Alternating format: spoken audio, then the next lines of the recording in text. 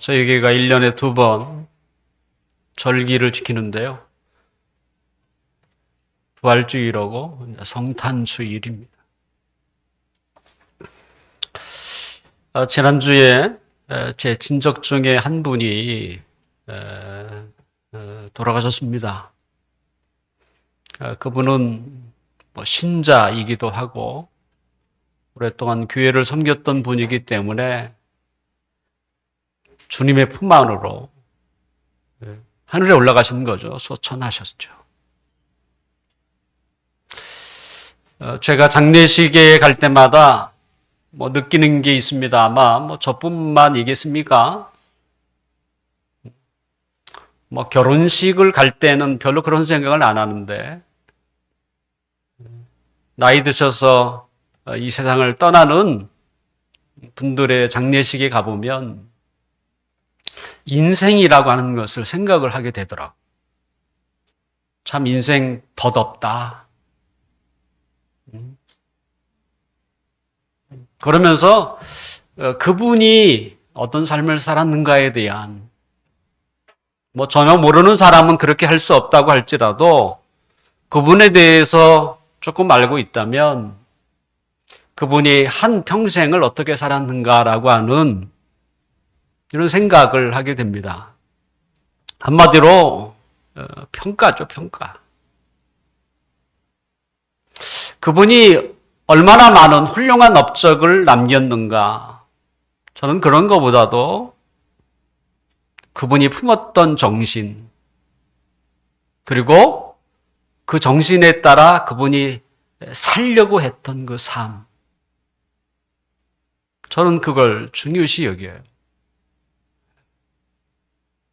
우리도 언젠가는 이 세상을 떠나서 주님 앞으로 갈 것입니다. 가기 전에 우리 스스로가 자신을 평가하지 않겠어요? 90살을 살든 100세를 살든 지나간 그 세월을 돌이켜보면서 스스로 자신을 평가할 것 같아요. 어디 자기 스스로만 평가하나요? 아마 다른 사람도 그 사람에 대해서 평가할 것입니다.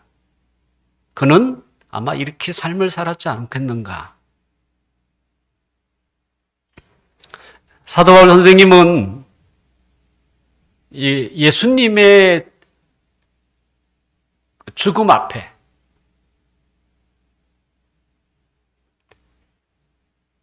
그분의 삶을 감히 평가하고 싶었어요. 그분이 어떻게 삶을 사셨는가. 그러면서 바울은 우리에게 그분의 삶을 본받을 것을 우리에게 요구하고 있습니다. 당연히 바울도 예수님의 삶을 본받았어요. 오늘 보면 5절을 함께 읽어볼까요? 2절, 5절 시작. 너희 안에 이 마음을 품으라 곧 그리스도 예수의 마음이니. 너희 안에 이 마음을, 때로는 생각을 품어라. 예수님이 생각했던 것, 예수의 정신, 예수님의 마음. 이 마음이라는 것은 생각이라는 말과 같은 의미입니다. 우리의 생각에 담겨져 있는 것이 어디겠어요? 마음이죠. 우리는 어떤 생각을 가지고 살 것인가? 어떤 마음을 가지고 하루하루를 살아갈 것인가? 예수님은 어떤 생각을 가지고 사셨을까요? 또 어떤 마음을 품고 매일매일 살아가셨을까? 궁금하지 않습니까? 오늘 사도 바울은 우리에게 이 땅에서의 삶을 사셨던 예수님의 삶을 간단하게 요약을 했습니다. 그 삶은 자기를 낮추는 삶. 혹시 한번 따라서 해볼까요? 자기를 낮추는 삶. 예수님의 삶을 바울은 어떤 삶을 살았을까? 그분이 어떤 마음을 가지고 살았을까? 그것을 표현하기를 자기를 낮추는 삶이라고 요약을 했습니다. 예수님은 너무 짧게 사셨어요. 33년을 사셨습니다. 사실 33년이라고 하는 삶을 통해서 한 사람의 인생을 요약하는 것은 사실 쉽지 않습니다. 누구나 살아가는 자신의 철학이 있지 않겠습니까? 나는 이렇게 살 거야. 또 나는 이렇게 살고 있어. 자신만이 가지고 있는 삶의 철학이 있어요. 그런데 자신의 생각을 다 삶에서 녹아내는 이 기간이 고작 33년밖에 안 되면 너무 짧아요. 자, 33살이죠.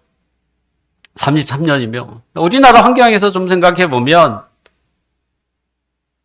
초등학교, 중학교, 고등학교, 대학교를 졸업하고 남자라면 군대 갔다 오고 직장 생활 좀 하다가 사랑하는 아내 만나서 결혼하고 그리고 부랴부랴 자식 낳고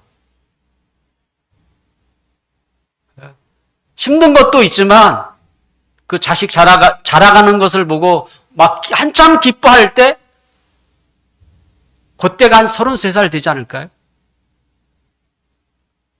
그리고 세상을 떠났어. 너무 짧지 않아요? 33년이라는 기간이 그 사람을 평가는 너무 짧아, 시간이. 도대체 그분이 어떤 마음을 가지고 어떤 생각을 가지고 살았는지에 대해서 평가하기엔 너무 삶이 짧아. 이제 막 세상에 나가서 자신의 생각을 가지고 그 생각을 표출하면서 살아야 막 시작하려고 하는데 세상을 떠난 거잖아요.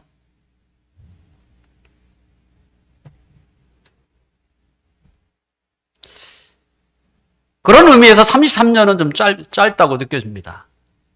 하지만 예수님의 사셨던 33년은 분명 짧은 인생이었지만 근데 그분이 살았던 33년을 통해서 그분을 평가하는 데는 결코 짧지는 않습니다. 그분은 30살까지 집안일을 하셨어요. 또 그의 아버님이 일찍 돌아가셨기 때문에 가장으로서 그의 역할을 해야 했습니다. 그러니까 생각은 있었고 뜻은 있었지만 어렸을 때부터 그 일을 하기에는 가정이 부담이 되었던 거죠. 그래서 30살까지 가정일을 하시다가 30살쯤 되어서 비로소 예수님이 가졌던 생각, 그 마음을 사람들에게 표출하기 시작했습니다. 그리고 그 표출한 시간이 3년이었습니다. 그래서 그 3년은 충분했어요. 그리고 세상을 떠나셨습니다. 너무 쉽게 정리를 냈나요? 30년 동안 가사 일을 하시다가 3년 세상에 나가서 열심히 자신의 생각을 사람들에게 알리고 마지막에 십자가에 죽고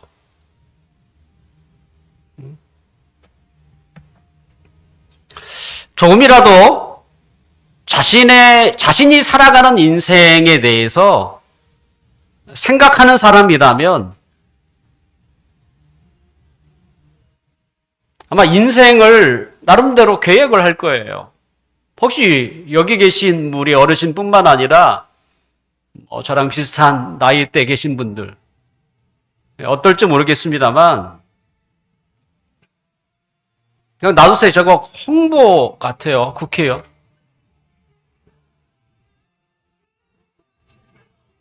뭐 지나가는 차입니다.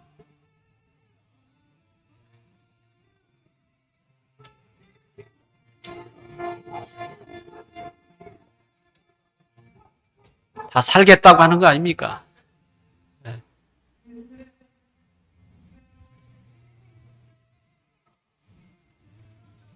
그래서 자신의 인생에 대해서 어느 정도 뭐 자세하게는 아닐지라도 나는 이 나이가 되면 뭐 결혼도 해야 되겠다. 그리고 내가 어떤 일을 좀 해야 되겠다. 내가 노년이 되면 어떻게 인생을 살다가 마무리할 것이다. 뭐 대략이라도 그런 설계를 하지 않겠습니까? 저 역시 마찬가지입니다.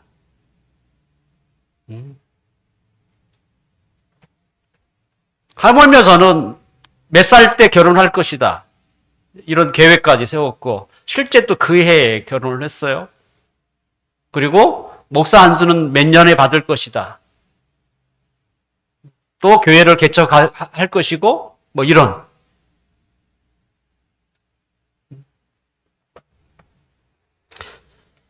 예수님께서도 인생의 계획을 세우셨습니다. 그리고 그 계획에 맞춰서 사셨어요. 근데 그 계획 안에는 뭐도 있었냐면 자신의 죽음도 그곳에 있었어요. 내가 언제 죽을지 그것까지도 주님의 계획에는 있었어요. 예수님은 짧게 사셨습니다. 하지만 많은 사람들에게 그분이 이 각인이 될 만큼 사람들의 마음에 남겨질 만큼 예수님은 굵게 사셨어요.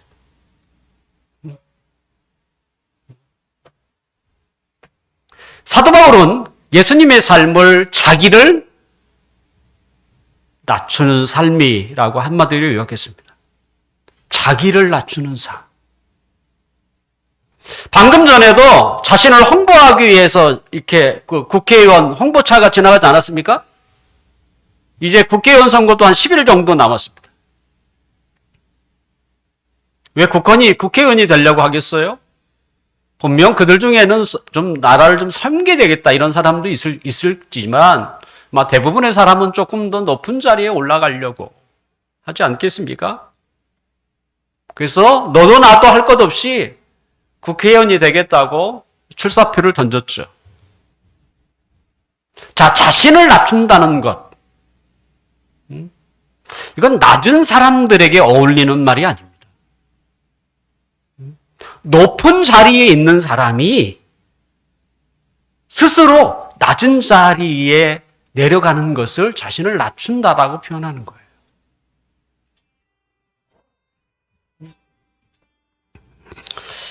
사도 바울은 예수님이 이 세상에 태어나는 것만으로도 자신을 낮춘 일이라고 표현을 했어요.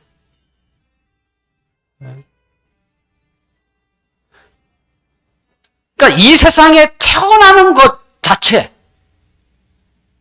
사실 우리는 그렇지는 않습니다. 하지만 바울은 오늘 본문에 보니까 예수님은 이 세상에 태어나는 것 그 자체가 자신을 낮췄다라고 이야기를 해요. 왜 그럴까요? 오늘 본문 6절과 7절을 함께 읽어봅시다. 6절과 7절 시작. 그는 근본 하나님의 본체시나 하나님과 동등됨을 취할 것으로 여기지 아니하시고 오히려 자기를 비워 종의 형체를 가지사 사람들과 같이 되셨고.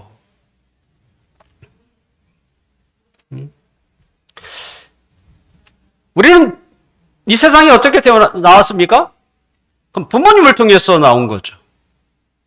하나님이 부모라고 하는 그 수단을 통해서 우리를 이 세상이 어떻게 해요? 만드신 거예요. 그래서 우리를 만든 분은 하나님이세요. 부모를 통해서, 수단을 통해서 만드신 것이죠.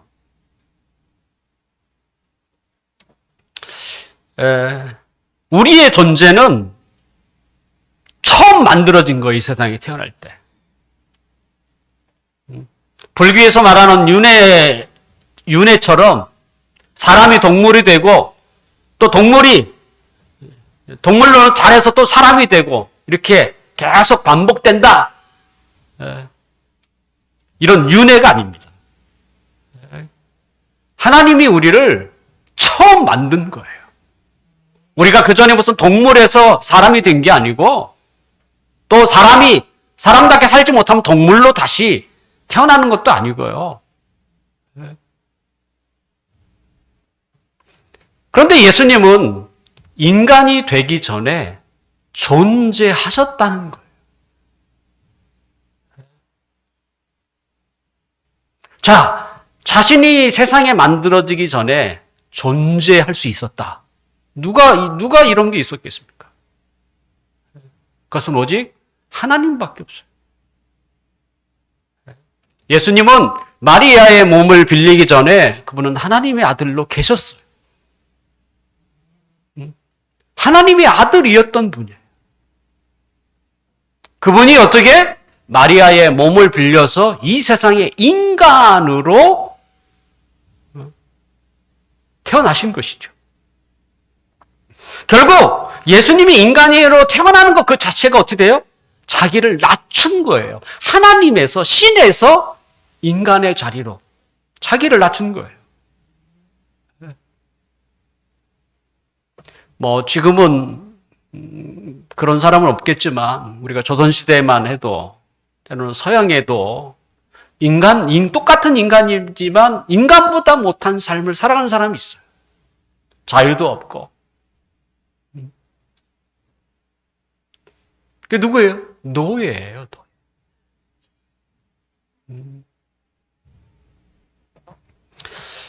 우리가 방금 읽었던 본문에 보니까 종의 형체라고 표현을 했어요. 그러니까 예수님이 인간이 되는 게 뭐냐면 꼭 노예가 되는 것 같은.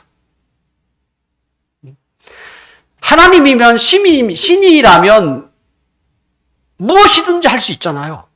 근데 인간이 되는 순간 어떻게 돼요? 인간의 굴레에서 벗어날 길이 없어요. 꼭 종처럼, 노예처럼. 그러니까 예수님에게 있어서 인간의 삶은 다 불편해요. 먹는 것도 불편하고 잠자는 것도 다 불편해. 신은 먹지 않고요. 잠자지도 않아요. 그렇게 계셨던 분이 인간이 되셨으니 얼마나 불편하겠어요. 그러니까 인간이 가지고 있는 모든 한계를 다 겪으셔야만 했습니다. 근데 인간이라고 할 때 우리는 먹고 마시는 것만 인간인가요? 그렇지 않습니다. 인간은요, 먹고 마시는 것을 넘어서 인간답게 살아야 하는 이게 또 있어요. 인간답게 살아가야 한다. 그래서 공부도 하는 거잖아요, 사실은. 인간답게 단지 먹고 마시기만 하기 위해서 그러려면 사실 대학도 안 나와도 되죠. 그 정도라면. 근데 조금 더 우리가 인간답게 살기 위해서는 뭔가 끊임없이 배우기도 해야 되고 그렇게 살기도 노력해야 되고. 자, 인간이 인간답게 살아가려면 뭐가 있어야 됩니까? 기준이라는 게 있어야 됩니다. 기준. 어떤 기준을 놓고 거기에 맞춰 살아가는 거죠. 그게 뭐냐면 그게 바로 법입니다. 법이에요, 법. 우리가 이 세상을 살아가는 동안 이 헌법도 있지만 그거보다 더 중요한 게 뭐냐면 도덕적인 법입니다. 도덕적인 법. 도덕적인 법. 왜? 인간은 도덕적인 존재이기 때문에. 자, 우리가 어떤 사람을 봤어요. 근데 그 사람을 볼 때에 저건 인간도 아니야. 이런 말을 할 때는 언제입니까? 그 사람이 가난한 사람 우리가 그렇게 얘기해요? 절대 그러지 않습니다. 없고 또 가진 것이 없을 뿐만 아니라 그렇게 하루하루 살아가는데 힘겹게 살아가는 그런 사람을 보고 저런 인간도 아니야 이런 얘기 하지 않아요. 저 사람은 인간도 아니야. 어느 때? 도덕. 윤리라는 이 법에 형편없이 어긋났을 때 저건 인간도 아니야. 우리는 그때 그런 말을 쓰는 거예요. 이 말이 뭡니까? 인간은 윤리적인 존재, 도덕적인 존재라는 거예요. 그것을 무참하게 범했을 때 저건 동물이야. 저건 짐승만도 못한 놈이야. 이렇게 얘기하는 거예요. 그래서.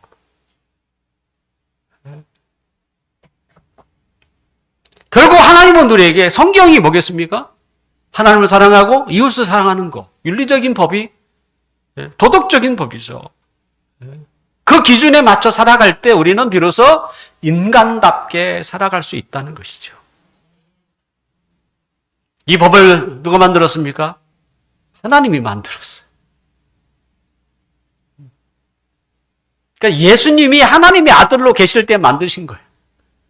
그런데 이제 그분이 인간이 되셔서 그 법을 지켜야 하는 분으로 사셔야 하는 거예요.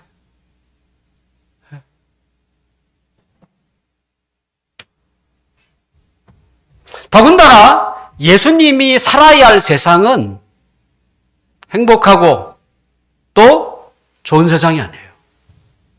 아담과 하와가 하나님 앞에 불순종해서 에덴 동산에서 쫓겨나서 이제 그들의 삶이 다 뭐예요? 선한 것 같은데 불의하고 또 불법을 행하고 악하고 그렇게 좋던 사람도 한순간에 변하고 사촌이 땅을 사면 배가 아프고 친구가 조금 더 자기보다 좋은 차, 때로는 더 넓은 평수에 살면 그게 마음이 아파. 사실 기뻐해야 할 게 친구인데도. 이런 악한 세상인 거야. 그런 세상에서 하나님 자신이 만든 예수님이 그죠? 하나님이었을 때 만들었던 그 법을 올바로 지키기도 해야 하는 거예요. 그러니 얼마나 불편하겠어요.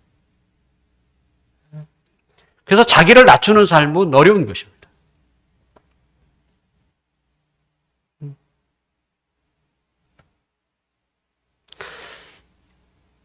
그러니까 예수님에게 있어서 인간으로서 살아가는 삶은 불편하고 어렵고 근데 예수님에게는 또 다른 의무가 있었습니다. 또 해야 할 일이 계셨어요. 자, 오늘 본문 8절을 함께 봅시다. 8절 시작. 사람의 모양으로 나타나사 자기를 낮추시고 죽기까지 복종하셨으니 곧 십자가에 죽으심이라. 여기에 보면 십자가의 죽음이 소개되어 있습니다. 예수님은 십자가를 져야 할 이유가 없었어요. 다른 사람을 통해서 모함을 받고 고통을 받고 또 순환을 받고 창에 찔리고 가진 고문을 받아야 할 이유가 없었어요. 왜? 본인이 법을 만들었어요. 네. 그리고 그 법을 불의한 세상에서 잘 지켰어요. 순종하며 살았어요. 그러면 가장 완벽하게 삶을 사셨는데 다른 사람으로부터 불의하게 모욕을 받고 멸시를 받고 순환을 받고 나중에 십자가까지 달려 죽어야 할 이유가 없었어요.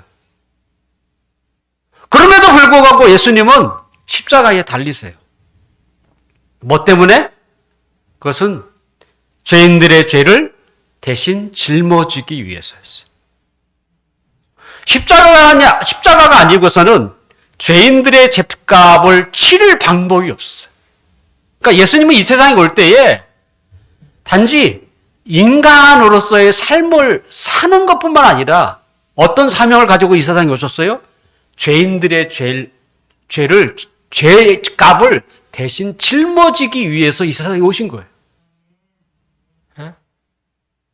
예수님은 살아계셨을 때에 마가복음 10장 45절에 보면 자신이 온 이유를 이렇게 밝혀줬어요. 인자가 온 것은 섬김을 받으려 함이 아니라 도리어 섬기려 하고 자기 목숨을 많은 사람의 대속물로 주려 합니다. 대속물이 뭐겠냐? 대신 값을 치른다라는 뜻입니다. 인간들이 짓는 모든 죄의 죗값을 예수님이 짊어지겠다는 거예요. 그것 때문에 오셨다는 거예요. 결국 예수님은 이 땅에 하나님의 아들이지만 인간이 되신 것은 하나님의 큰 뜻을 위해서 죽기까지 순종하셨던 것이죠. 이 삶이 무엇이, 이 삶이 어떤 삶이냐? 하나예요. 자기를 낮추는 삶. 자기를 낮춘 삶이라는 거예요. 예수님은 본인이 그렇게 사셨어요. 자신을 낮추는 삶을 사셨어요. 그리고 자신을 따르는 자에게도 똑같은 요구를 하셨어요. 너희가 나를 따라오려고 하느냐? 그러면 너도 나처럼 살아라. 어떻게? 자기를 부인하고 자기 십자가를 지고 나를 따르라. 그게 자기를 낮추는 삶이에요. 자기를 부인하는 것, 그거 쉽지 않습니다. 그런데 더 어려운 게 뭐겠어요? 자기 십자가를 선택하며 지고 가는 것입니다. 그것은 자기만 알던 사람이 이제는 하나님을 사랑할 줄 알고, 자기만 사랑했던 사람이 이제는 이웃을 사랑하는 사람으로, 그게 자기를 낮추는 것. 자기 대신에 누구예요? 하나님이 그 자리에 있고 자기 대신에 누가? 이웃이 그 자리에 있는 거예요. 그게 자기를 낮추는 삶이에요. 그럼 자기를 높이는 삶이 뭐예요? 자기 칭찬하는 데 정신없고 자기 뽐내는 데 정신없고 높은 데 올라가기만 하려고 하고. 왜? 잘한 사람들에게 존경을 받으니까. 그게 자기를 높이는 삶이라면 자기를 낮추는 삶은 자기를 부인하는 거예요. 그리고 자신의 십자가를 지는 것이죠. 그래서 그리스도인은요, 고집이 있어야 합니다. 근데 어떤 고집입니까? 또 어떤 고집이어야 합니까? 그것은요, 자기를 낮추려는 고집. 자기를 낮추려는 고집을 하셔야 돼요. 사람들이 자신을 칭찬하거나 때로는 사람들로부터 존귀와 영광을 받는 것, 이게 불편해야 돼요. 가만히 있으면 안 돼요. 가만히 있겠다는 건 뭐게요? 겸손하게 받겠다는 거잖아요. 말이 겸손이지. 그게 불편해야 돼요. 그만하요. 그만하세요. 나는 그런 사람 아니에요. 불편해야 돼. 세상은 정반대입니다. 뭐예요? 자기 PR. 자기를 나타내야 돼요. 자기를 알아주도록 막 이야기해야 돼. 하지만 어떤 일도 과장해서 더 부풀어서 얘기해야 되고. 하지만 그리스도인들은 어떻게 해요? 그렇게 할 때마다 그게 너무나 불편해.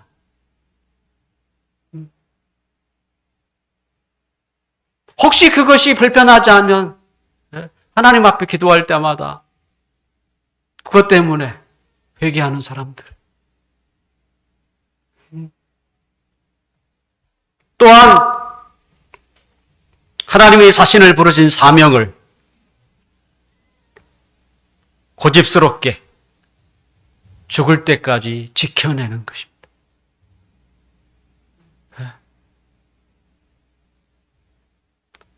한마디로 한 길을 가는 거예요.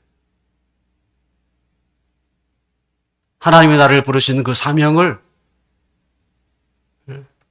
그 마음으로 죽을 때까지. 그래서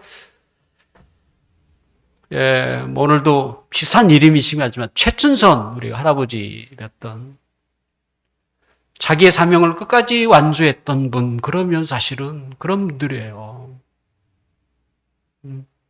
그 고집이 있잖아요. 가족이 말려도 난 이 길을 간다. 사명은 각자다. 그리스도인에게는 그런 고집이 있어야 돼요. 자신을 낮추려는 고집뿐만 아니라 하나님이 내게 주신 사명을 끝까지 그걸 뭐라고 하든 끝까지 그것을 붙들고 가는 고집이 있어요. 그게 자기를 낮추는 거예요. 예수님이 그렇게 사셨어요. 자기를 높일 때마다 그걸 불편하셨고요. 나에게 영광 돌리지 마. 영광 돌릴 분은 하늘에 계신 아버지야. 그리고 자신에게 맡겨진 사명을 끝까지 완수하신 분. 바울은 그것을 뭐라고 표현했습니까? 자기를 낮추는 삶이라고 표현했어요. 혹시 우리 주위에 그렇게 그 길을 가는 사람이 있다면 응원은 못해줄 망정 방해해서는 안 됩니다. 계속 그 길을 가십시오.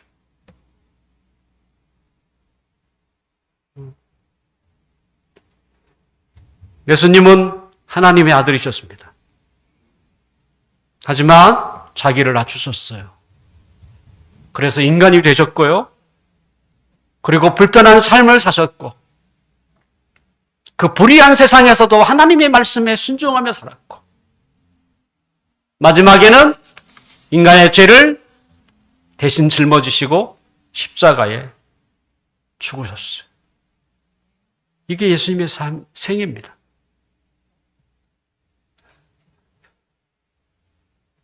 이와 같이 살았던 예수님의 삶을 당시 사람들은 어떻게 평가했을까요? 또 우리는 어떻게 예수님을 평가할 수 있을까요? 분명 사람의 평가, 나의 삶에 대한 다른 누군가의 평가도 무시할 수 없다고 할지라도 가장 중요한 평가가 누구의 평가겠어요? 하나님의 평가입니다. 하나님의 평가, 이건 가장 중요하고요. 그리고 가장 정확한 평가예요. 예수님이 33년의 짧은 생애를 사셨습니다. 그리고 십자가에 죽으셨어요. 하나님이 어떻게 평가하셨을까요? 오늘 본문 9절과 10절 하나님의 평가가 소개되어 있습니다. 9절과 10절 시작. 이러므로 하나님이 그를 지극히 높여 모든 이름 위에 뛰어난 이름을 주사 하늘에 있는 자들과 땅에 있는 자들과 땅 아래에 있는 자들로 모든 무릎을 예수의 이름에 꿇게 하시고. 하나님의 평가가 소개되어 있어요. 우리는 자신을 낮추는 삶을 살 뿐이에요. 거기에 대해서 누가 평가해요? 하나님이 평가합니다. 짧은 33년의 삶을 사셨던 예수님에 대한 하나님의 평가. 어떻게 됐을까요? 하나님이 인정하셨어요. 그게 중요한 거예요. 하나님이 인정하셨어요. 어떻게 인정했습니까? 그분을 죽음에서 살리셨어요. 그게 첫 번째 하나님의 평가예요. 이런 사람 놔두면 안 되잖아요. 그냥 놔두면 어떻게 돼요? 보통 사람과 다를 바 없어요. 하나님이 그를 평가하셨어요. 죽음에서 그를 살리셨어요. 하나님이 인정하신 거예요. 잘 살았다는 거예요. 멋지게 살았다는 거야. 완벽하게 살았다는 거예요. 하나님의 아들처럼 살았다는 거예요. 인간이 되면서도 그 불편하고 고통스러운 삶을 살면서도 마지막에는 십자가에 죽기까지 자신의 사명을 감당했던 그 삶을 하나님이 인정하셨어요. 사도 바울은 로마서 1장 4절에 보면 이렇게 되어 있습니다. 성결의 영으로는 죽은 자 가운데서 부활하사 능력으로 하나님의 아들로 선포되셨다라고 되어 있어요. 그분이 부활하자 비로소 그분이 하나님의 아들이었다는 것이 증명됐다는 거예요. 하나님의 능력으로 그를 일으켜 세우셨다는 것이죠. 예수님은 십자가에 죽으시고 3일 만에 다시 살아나셨습니다. 할렐루야. 얼마나 놀라운 일입니까? 자, 예수님이 다시 살아나셨어요. 그럼 예전의 모습인가요? 아니에요. 예전의 모습이 아니에요. 그분의 모습이 영광스럽게 변했어요. 그래서 제자들과 함께 있음에도 불구하고 제자들이 몰라요. 하물며 같이 대화도 하게. 그래도 그분이 예수인지 몰라요. 그분이 달라졌어요. 영광스러운 몸이 되셨어요. 이게 바로 부활의 영광입니다. 또한 예수님의 위상이 달라졌어요. 하나님이 그 삶에 대한 보상을 하셨어요. 우리가 왜 자신을 낮추는 삶을 살아야 합니까? 하나님이 그걸 인정을 해요. 그리고 그게뿐만이 아니에요. 하나님이 보상을 하세요. 예수님도 보상하셨어요. 그의 이름을 존귀하게 높이셨어요. 그래서 모든 하늘에 있는 것, 땅 위에 있는 것, 하물며 땅 아래에 있는 그 하찮은 동물들에게까지 그 이름 앞에, 그죠? 그 이름 앞에 두려워서 경배하도록 뛰어난 이름을 주셨다는 거예요. 그래서 예수의 이름 그러면 모든 사람이 다 무릎을 꿇고 경배해야 할 경배의 주인으로 삼으셨다는 것입니다.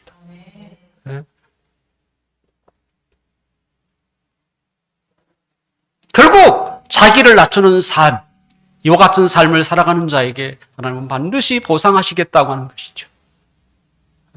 예수님에게 그러한 것처럼. 그래서 오늘 본문 마지막 절을 우리 함께 볼까요? 11절. 시작. 모든 입으로 예수 그리스도를 주라 시인하여 하나님 아버지께 영광을 돌리게 하셨다. 그래서 예수 그리스도를 믿는 거예요. 다른 이름 필요 없습니다. 우리 옛날 어르신들이 하늘님 이게 아니에요. 예수님의 이름을 존귀하게 세우셨어요. 예수 그리스도를 믿어야만 우리도 죽음에서 부활하고 뿐만 아니라 하나님이 우리의 삶을 인정하고 우리에게 부활의 영광 같은 놀라운 은총을 우리에게 선물로 주겠다는 것이죠. 더군다나 예수님에게 또 어떤 보석이 줬냐면 죽은 자와 산 자를 심판하는 심판의 주로 그를 세우셨어요. 본래 예수님에게 주어졌던 이런 보상은 그 하나님 아버지가 가지고 계셨던 거였어요. 그래서 예수님을 존귀하게 세우신 것이죠. 이제 말씀을 좀 정리하려고 합니다. 왜 사도 바울은 우리에게 예수님의 마음을 품으라고 말씀하셨을까요?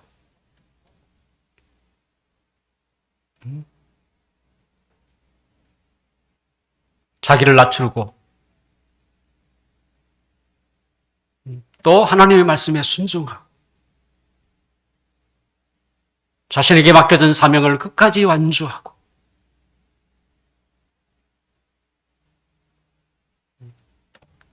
그것은 하나님이 원하실 뿐만 아니라 하나님이 그에게 보상해 주기 때문에 그렇습니다. 그와 같이 삶을 살아가는 자들에게 하나님은 부활의 영광으로 그에게 보상할 것이고 하나님의 영광의 자리에 함께 참여하는 이 놀라운 은총을 그에게 주실 것입니다. 십자가가 없는 부활은 없습니다. 낮추지 않고서는 높아지지 않습니다. 순종하지 않고서는 하나님의 칭찬을 기대할 수 없습니다. 지금 우리는 어떤 길을 가고 있습니까? 자기를 부인하고 자기 십자가의 길을 걷고 계십니까? 예수님은 우리가 어떻게 살아야 할지를 가장 완벽하게 보여주는 모델 같은 분이십니다. 십자가의 길을 가는 것은 외로운 길이에요. 때로는 혼자 그 길을 가는 것처럼 느낄 때도 있습니다. 또는 주위에 응원이 되어야 할 사람들에게 장애물로 취급받을 수도 있습니다. 그러니 어떻게 그 마음이 흔들리지 않겠습니까? 하지만 마음을 가다듬고 흔들릴 때마다 주님이 가신 길, 그 한 길을 가야 합니다. 자기를 낮추는 삶. 왜요? 사람은 몰라줄지 몰라도 하나님이 인정해 주시고 하나님이 그에게 칭찬하시며 하늘의 보상으로 그에게 주실 것이기 때문입니다. 기도하겠습니다.